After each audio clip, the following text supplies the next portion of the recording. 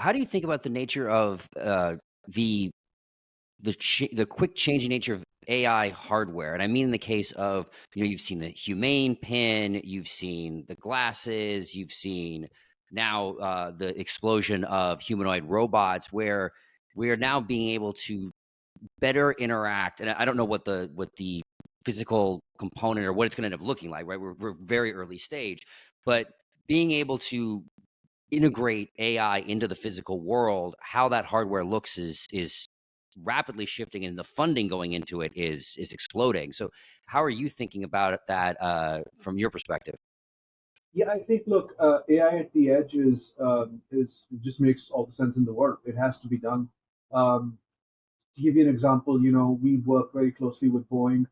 We've got a joint venture with Boeing. In fact, also in the aviation space, if you think about drones, like they are robots, right? They're flying computers in the sky, and there's millions and millions of them being built now. So think about it as a flying computer in the sky with a network connection. Would you want it to be able to defend itself? Would you want it to have some cyber capabilities? If we want millions of these in the skies integrated safely, how will they defend themselves? You can't have a pilot on there. So you've got to have AI at the edge. And so we invested in um, software of exactly that type. We've developed software that can actually, sit on a drone, autonomously watch for and fend off attacks without requiring any dial home capability. But if the comms link is compromised or is jammed or blocked or for whatever reason the drone can't reach a human operator, there's autonomous software sitting on the drone that can protect the drone.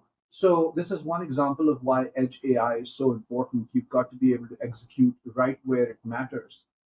Imagine a U.S. Navy ship operating in the Pacific under heavy electronic warfare, and there you don't want to say, hey, let me check with the cloud. Let me check what I need to do Right. next. On you're not going to have any cloud connectivity. You got to do this all local. So and then in the consumer case, there's latency and there's other reasons to have local compute. So this kind of inference capability, not training a model, but inference capability at the edge, I think is step one.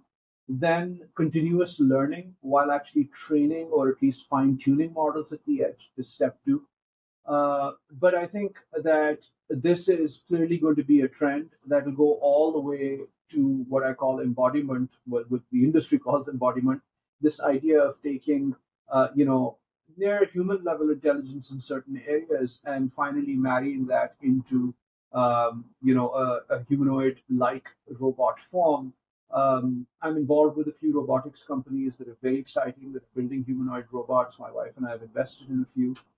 And I am really looking forward to the time where these two technologies merge because I think that has just tremendous potential. The world has been designed to be operated by beings that look like human beings.